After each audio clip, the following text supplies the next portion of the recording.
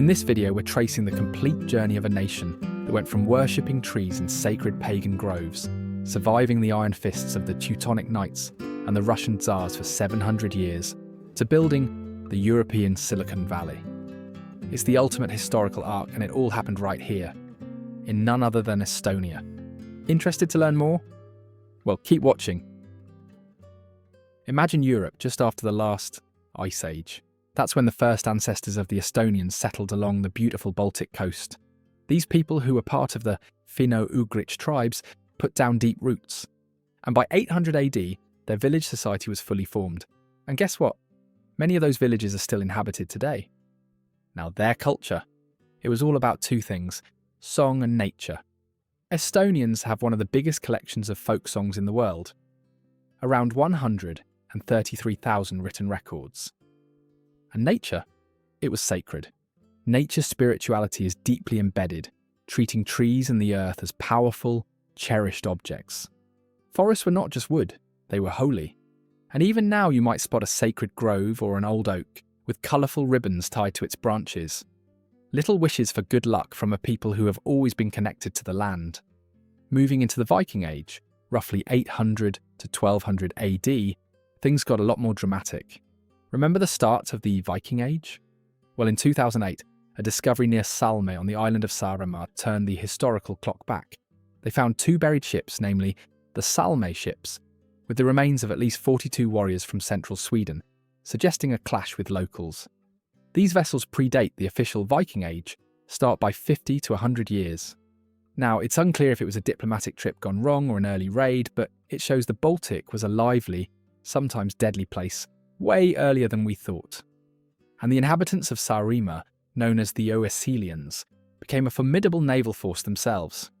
They became the Estonian Vikings. They were so notorious that they once sacked and destroyed Sigtuna, the capital of Sweden at the time, in 1187. Now, as we roll into the 13th century, Estonia got swept up in the major powers' quest for expansion and Christian conversion. It was a time of invasion, first by the Danes, which is where the legend of the Dannebrog, the Danish flag, falling from the sky near modern Tallinn comes from, and after that by the Teutonic Order Knights. This era marked the beginning of a 700-year period where the Germans became the landed gentry, wielding massive influence. That's when the territory, along with Latvia, became medieval Livonia, which was tied loosely to the Holy Roman Empire. But it wasn't just conquest. Cities like Tallinn, then called Reval, Tartu, Pärnu, and Viljandi, became major hubs in the Hanseatic League, a powerful commercial confederation that dominated Baltic trade. And that booming trade attracted more attention. So, over the next centuries, Estonia was ruled by the kings of Denmark and Sweden, and then eventually the Russian Tsars after the Great Northern War, from 1700 to 1721. Now, while under Russian imperial rule, the situation for Estonian peasants worsened, leading to serfdom until they were liberated in 1816. But that time also spurred the Estonian national awakening in the mid-19th century. And the first nationwide song festival in Tartu in 1869 marked the start of this movement, a movement that's all about the peaceful expression of national identity. Then came the chaos of the First World War, offering the briefest, most precious window of opportunity. So, on February 24th, 1918, Estonia finally proclaimed its independence. And after a hard-fought war, even Russia was forced to recognise their freedom. This first independent era was glorious. It was their moment to build their nation. But tragically, it was fleeting. It lasted only 22 years because the world was about to break again. World War II was a nightmare of revolving doors. Estonia was seized first by the Soviets, then briefly by Nazi Germany, and then reoccupied by the Soviets in 1944. Both regimes committed horrific atrocities.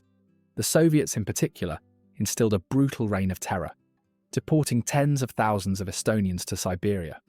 As a result, Russian became the official language, Estonian culture was violently suppressed, and fear became the daily rhythm of life. But you simply cannot crush the Estonian spirit. And by the late 1980s, as the Soviet grip began to crack, the resistance found its voice, literally. Because the Estonians gave the world something truly unique: the singing revolution. So what is this? Well, in an act of massive, beautiful, and utterly peaceful defiance, hundreds of thousands of Estonians gathered publicly, singing their forbidden national songs. It was a glorious refusal to submit, proving that cultural identity was their ultimate weapon.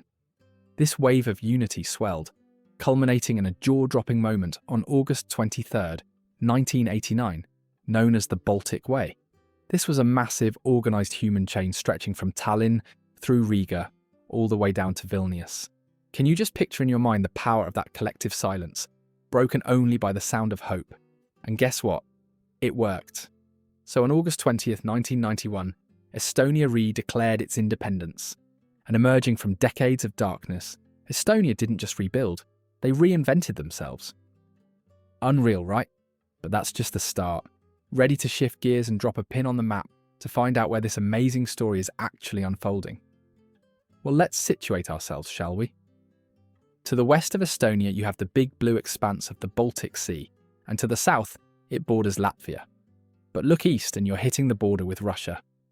Now, despite being the smallest of the Baltic trio, covering just 45,335 square kilometres, or around 17,504 square miles, this country is unique.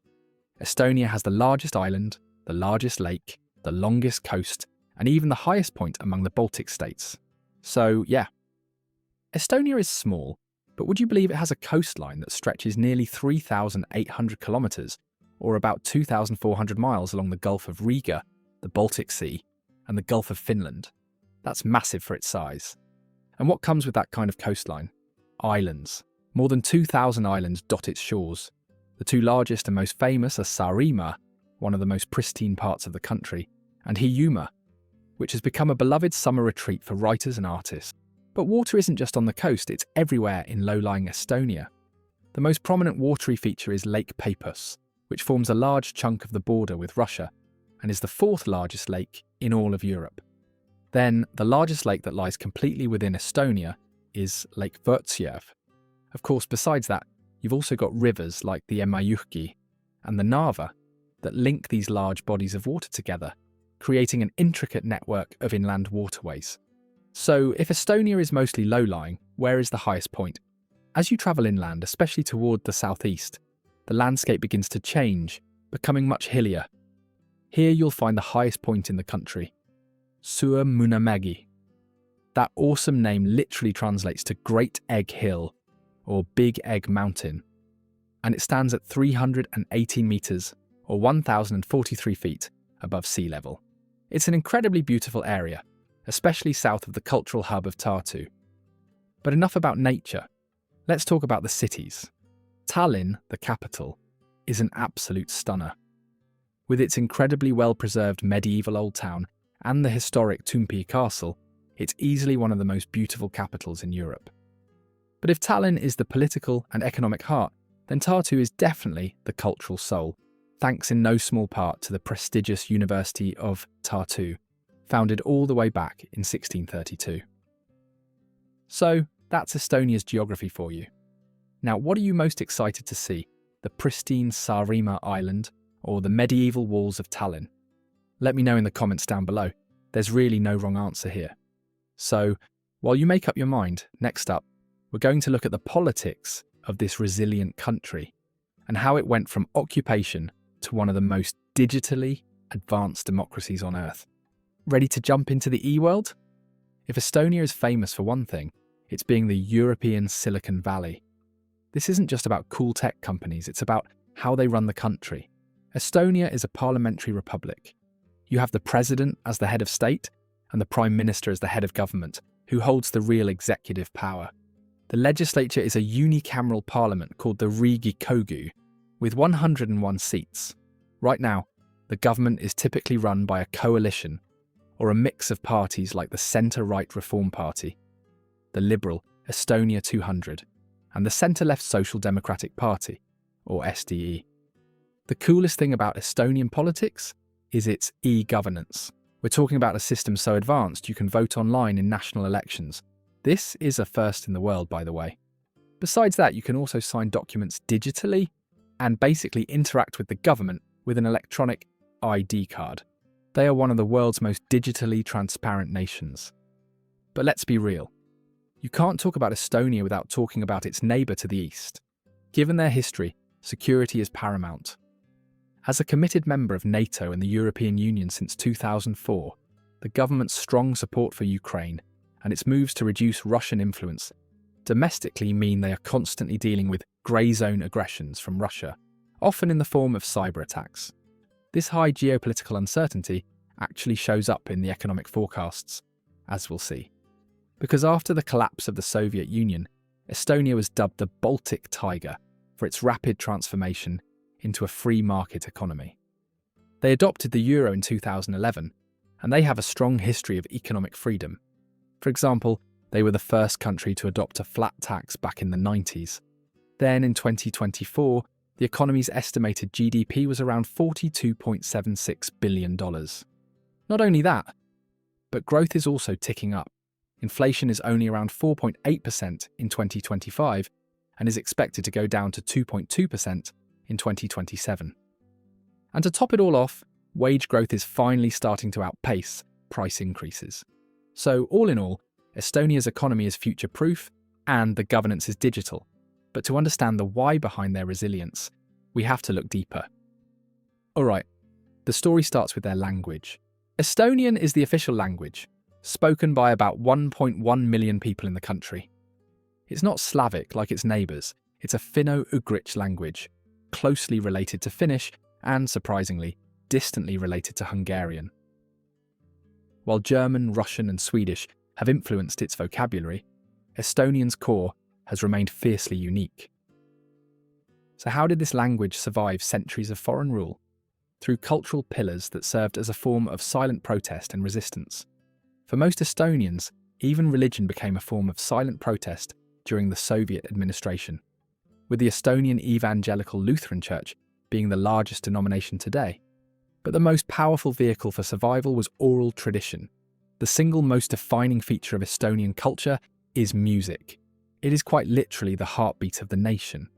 And this tradition goes back centuries, but it gained its modern significance when the masses gathered at the Song Festival grounds in Tallinn for the singing revolution of the late 1980s and early 1990s, where they sang their way to freedom. This non-violent revolution cemented the importance of music, and the UNESCO-listed Song and Dance Festival, held every 4 years, attracts nearly 100,000 people and is a stunning expression of poetic beauty and national identity. And speaking of national identity, there's one thing that the majority of Estonians love to do. And it's not language or music, it's saunas. Estonia's sauna tradition dates back to the 13th century. For them, saunas were a place for healing and spiritual connection. The smoke sauna tradition, in particular, is a unique Estonian ritual recognised by UNESCO. And the concept is pretty simple, but it's profound. You discard your cares and your clothes and let the heat cleanse you, often followed by an immersive plunge into ice-cold water.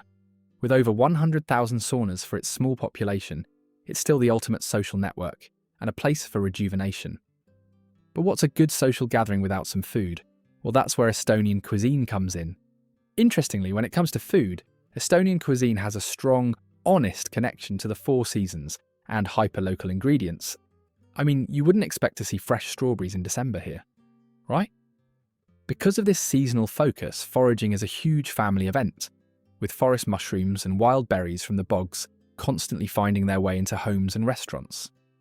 Now, young chefs are taking this local legacy and transforming it into delicious, new Nordic cuisine, a commitment to high-quality food that even earned Estonia a spot in the prestigious Michelin Guide starting in 2022. Come on, how often do you see a culture this committed to what's local and seasonal?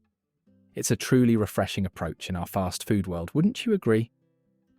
And when you look at all of it, the history, the e-governance, the culture, it's clear that Estonia's greatest invention wasn't a piece of software, but a completely unique and resilient national identity. Now, don't let the adventure stop here, because if you enjoyed watching this video, you'll definitely love this next one.